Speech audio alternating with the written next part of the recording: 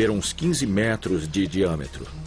Hall acha que estes objetos poderiam ter cerca de 15 metros de diâmetro, mas devido à exposição por longo tempo, poderíamos estar olhando para algo bem menor, que ficou exagerado pelo modo como as fotos foram tiradas. Bom, e se não for um objeto, e se a gente estiver olhando para 4 esferas separadas, viajando em formação?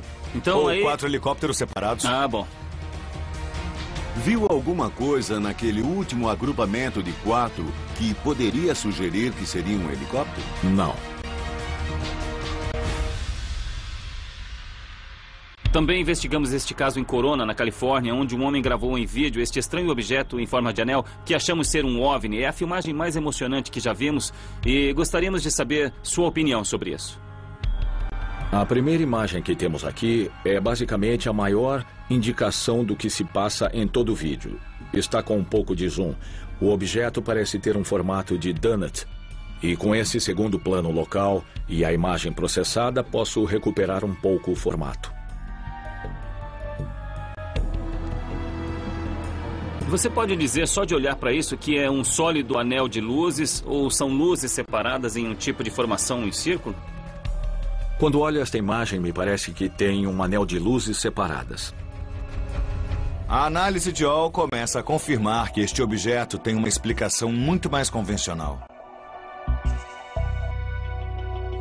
Vejo que é plenamente possível que seja um veículo a controle remoto, o que também explicaria sua habilidade de fazer giros precisos e rápidos. Hall acha que esta aeronave pode ser um veículo movido a controle remoto. E isso me faz lembrar de uma aeronave similar desenvolvida em 2008, a menos de 50 quilômetros daqui. Quando comparamos as fotos deste veículo com as imagens do Mike, eu acho que é possível que ele tenha filmado um destes OVNIs movido a controle remoto. Embora o vídeo do Mike possa não ser um OVNI de verdade, temos uma outra notícia de um contato militar semelhante na mesma noite. Ei, Trevor, como vai? Eu tô bem. O que podemos ver aqui? Trevor Lauder é um projetista de software e astrônomo amador que viveu na cidade de Lake Havasu, no Arizona, por mais de 25 anos. Sempre vê aeronaves militares na área, incluindo bombardeiros B-2, jatos militares e aeronaves de reabastecimento. Por isso entende bem sobre veículos de voo militares. E diz que o que viu naquele dia, no mesmo dia das visões em Corona e Long Beach, foi uma coisa que ele nunca tinha visto antes. O evento ocorreu no horizonte, bem aqui. Era cerca de 7 horas da noite e o que eu vi foi uma aeronave em forma de bumerangue. Eu posso ter criado isso pelo fato de estar bloqueando a luz das estrelas. Aquele objeto viajava pelo céu. Eu pude ver claramente esferas laranjas e âmbar presas ao objeto. E deste ponto favorável eu pude ver um tipo de asa prolongada e havia uma luz adicional na extremidade. Quando a aeronave ficou bem acima de mim, eu pude ver uma segunda parte dela. Era mesmo todo o objeto com 2 asas. E tinha cerca de 90 a 120 metros de largura. E quando fez essa volta, ele inclinou ou fez uma virada precisa? Parecia ter feito uma virada precisa. As luzes permaneceram na horizontal, considerando-se que uma aeronave normal inclinaria desse modo. Mas a aeronave não fez isso, manteve sua latitude horizontal e só fez a virada e começou a voltar na minha direção. E quanto à velocidade? Diminuiu para fazer a virada ou fez na mesma velocidade? A velocidade com certeza era a mesma. E quanto aos jatos? Disse que foi perseguida por jatos? Foi perseguida por bombardeiros a jato. Levando-se em conta o padrão, poderia dizer que tinha no mínimo 4. Mas o que despertou a minha atenção foi o som dos motores dos bombardeiros a jato. Levando-se em conta o som do motor, eu diria que estavam tentando pegá-lo. Trevor, parecia que este objeto estava indo numa direção específica? Eu posso dizer que a aeronave estava indo na direção norte, estava indo direto na direção de Needles, Califórnia. O que existe de interessante na descrição de Trevor é que a aeronave virou e voltou para Needles, Califórnia. Este é o local de um acidente aéreo ocorrido em maio de 2008, que foi o assunto de nossa investigação no ano passado. Trevor, estamos ansiosos. Mostra pra gente. Claro que sim.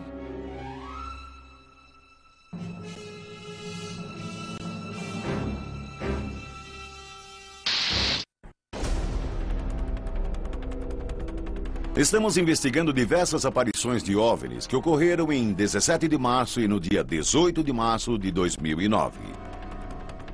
E cada aparição foi acompanhada pelo que parecia ser o primeiro contato dos militares em relação à presença de um OVNI. Estão interceptando o objeto? Atraindo os objetos? Não sabemos. Mas estamos prestes a ver os vídeos de Trevor Lauder que talvez nos ajudem a descobrir. O que podemos ver aqui no horizonte é ele indo para o sul.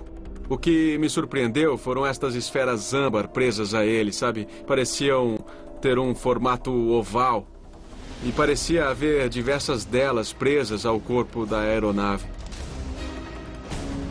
Se fixar um foco aqui, em pouco tempo veremos uma luz solitária no final do objeto. E será capaz de distinguir uma segunda asa. Então, o que nós procuramos aqui é uma fuselagem, asas. Então, o que não vê é essa outra ponta da asa. O testemunho do Trevor é muito interessante. Se a estimativa dele sobre o tamanho do objeto for correta, talvez tenhamos algo estranho. Mas o vídeo é muito instável, então é difícil ter um ponto de referência para determinar o quanto o objeto era extenso. Então, o que é que te chama a atenção nessa aeronave que a caracterize como não convencional e talvez extraterrestre? É a mudança de tamanho. A mudança de tamanho dela. Poderia dizer que tinha no mínimo 90 a 120 metros de largura. Eu não consigo imaginar uma aeronave tão grande assim que viajasse pelo céu a mais de 1000 quilômetros por hora. Um jato 747 tem uma envergadura de 58 metros e um bombardeiro secreto B-2 tem uma envergadura de 52 metros. Se as estimativas de Trevor em relação a este objeto estiverem corretas, então estamos falando de uma aeronave gigante. Aqui podemos ver os jatos de combate. Tem de 4 a 6 jatos lá perseguindo a aeronave. Eu vi. E a que distância diria que estão da aeronave? Eu diria que estão a cerca de 1,5 km a 3 km de distância e tentando alcançá-la. Quando olho para isso, uma das coisas que penso é que quero acreditar que é uma arma militar e que estão escoltando. Mas o fato de estarem com seus motores a jato acionados me incomoda. Exato. Não precisariam escoltar usando motores a jato. Bill diz isso porque o fato dos caças usarem seus motores a jatos pode significar que estão perseguindo o objeto. Mas também pode significar que estão usando motores a jato só para conseguir acompanhá-lo. Será que é só isso? Você já viu um bombardeiro B-2? Eu já vi diversos B-2 na área. Estamos entre 2 estabelecimentos militares diferentes. Eu sempre vejo bombardeiros, aviões de combate e aeronaves comerciais sobrevoando esta área e nada se compara com isso, nem se aproxima. Em que sentido, em termos de tamanho? Com certeza no tamanho, a combinação de luzes âmbar, as esferas ligadas a esta coisa, cada uma no tamanho padrão de uma aeronave. Já viu isso muitas vezes. Tem um vídeo... Tem suas anotações, fez um registro dos fatos. O que acha que era esta aeronave? Honestamente, Kevin, eu não faço ideia do que este objeto poderia ser. Depois de falar com Trevor, fica claro que ele viu um objeto seguido por um primeiro contato militar. Mas não sabemos se isso é um sinal de agressão ou de apoio.